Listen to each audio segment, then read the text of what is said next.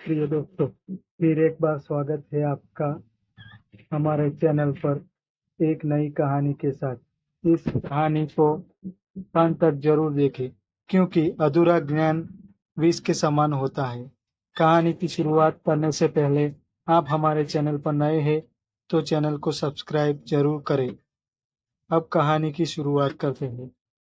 प्राचीन भारत के एक गांव वसंतपुर में एक संपन्न परिवार रहता था। इस परिवार का मुखिया राम स्वरूप बेहद धार्मिक और परोपकारी व्यक्ति था। उनका घर हमेशा धन धान्य से भरा रहता था और गांव वाले उनके घर को लक्ष्मी सदन कहते थे। लेकिन कुछ ही वर्षों में उनकी स्थिति बदल गई। एक के बाद एक दुर्भाग्य उनके घर का दरवाजा खटखटाने लगा। लोग कहते थे कि रामस्वरूप के घर पर माँ लक्ष्मी का श्राप है। लेकिन ऐसा क्या हुआ जिसने इस समृद्ध परिवार को दरिद्र बना दिया?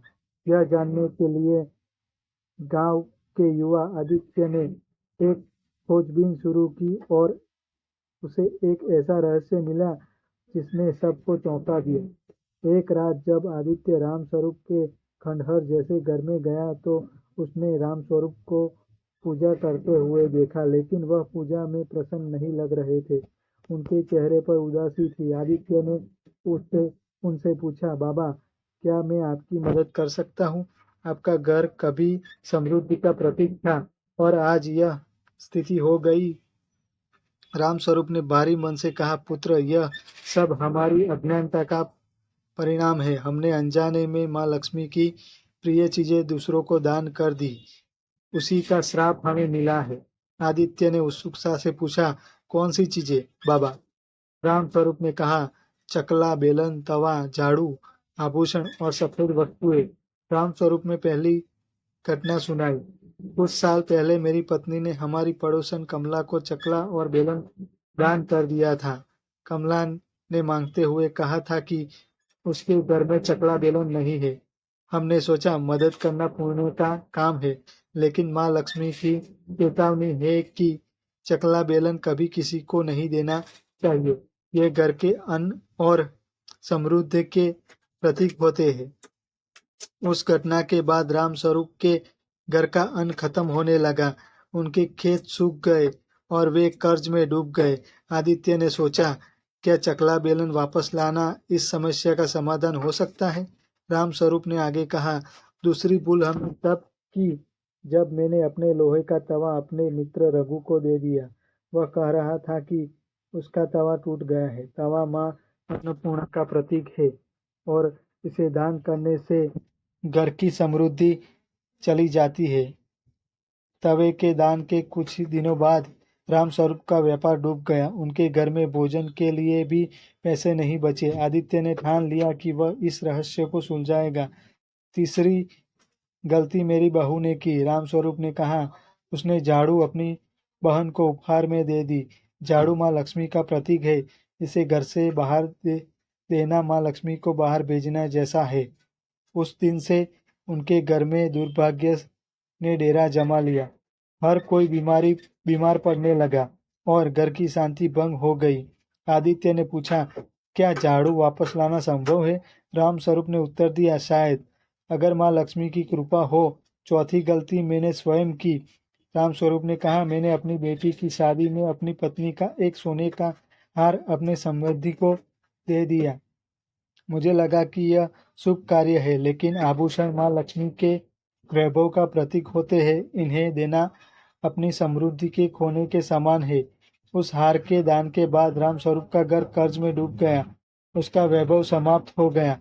आदित्य ने सोचा, क्या आभूषण को वापस लाकर माँ लक्ष्मी को प्रसन्न किया जा सकता है? रामस्वरूप ने कहा, पांचवी और सबसे बड़ी भूल मैंने तब की जब मैंने शाम के समय एक गरीब ब्राह्मण को दूध और सफेद वस्त्र दान किए। मुझे नहीं पता था कि सफेद वस्तुएं, विशेष रूप से दूध, शाम के बाद दान करना दुर्भाग्य लाता है। यह माँ लक्ष्मी के क्रोध को बुलाने जैसा है। उस रात के बाद उनके घर पर कोई भी शुभ कार्य नहीं हुआ। हर जगह से दुख और पीड़ा ने उन्हें घेर लिया। आदित्य ने राम स्वरूप से कहा, बाबा, माँ लक्ष्मी का श्राप हटाने का कोई तरीका होगा?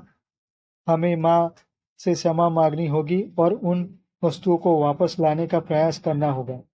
राम स्वरूप ने कहा, ग्रंथों में लिखा है कि अगर सच्चे मन से माँ लक्ष्मी की पूजा की जाए और उन वस्तुओं को वापस लाने का प्रयास किया जाए तो श्राप समाप्त हो सकता है। आदित्य ने गांव के सभी लोगों से मिलकर उन वस्तुओं को वापस लाने का निवेदन किया। आदित्य ने कमला के घर जाकर चकला बेलन मांगा। कमला ने कहा, यह चकला बेलन अजीब है, मैं इसका इस्तेमाल नहीं कर पाती, इसे ले जाओ। रघु ने तवा वापस देते हुए कहा, तवे पर अजीब दाग है, मुझे डर लगता है, इसे ले जाओ। झाड़ू, आभूषण और सफेद वस्तुएं भी गांव वालों ने खुशी खुशी लौटा दी, लेकिन हर वस्तु को छूने पर आदित्य को अजीब सी कंपन महसूस होता, मानो उन वस्तुओं में कोई अदृश्य शक्ति हो। आदित्य ने राम स्वरूप के परिवार के साथ मिलकर मां लक्ष्मी की विधि पूर्वक पूजा की। उन्होंने उन वस्तुओं को पूजा में अर्पित किया और मां लक्ष्मी से क्षमा मांगी। पूजा के दौरान एक दिव्य प्रकाश प्रकट हुआ। मां लक्ष्मी की मूर्ति से आवाज आई, तुम्हारी सच्ची भक्ति और प्रयास से मैं प्रसन्न हूँ। अब तुम्हारे घर से दुर्भाग्य हट जाएगा, लेकिन भविष्य में इन वस्तुओं को वस्तु का दान करना, ये मेरे प्रतीक है। उस दिन से रामस्वरूप का परिवार फिर से समृद्ध हो गया। उनका घर फिर से लक्ष्मी सदन बन गया। यह कथा हमें सिखाती है कि हर वस्तु का एक प्रतीकात्मक महत्व होता है। दान करना पुण्य है, लेकिन अनावश्यक किया गया दान दुर्भाग्य ला सकता है। माँ लक्ष्मी की कृपा उन्हीं पर रहती है जो उनकी मर्यादाओं का पालन करते हैं। इस कहानी के माध्यम से संदेश मिलता है कि धर्म और शास्त्रों के नियमों का पालन करना आवश्यक है, तभी हमारा जीवन समृद्ध और सुखमय बन सकता है। यह कहानी आपको कैसी लगी, कमेंट करके जरूर बताइए और ऐसी ही मज़ेदार कहानियाँ सुनने के लिए हमारे चैनल को सब्सक्राइब जरूर करें। धन्यवाद।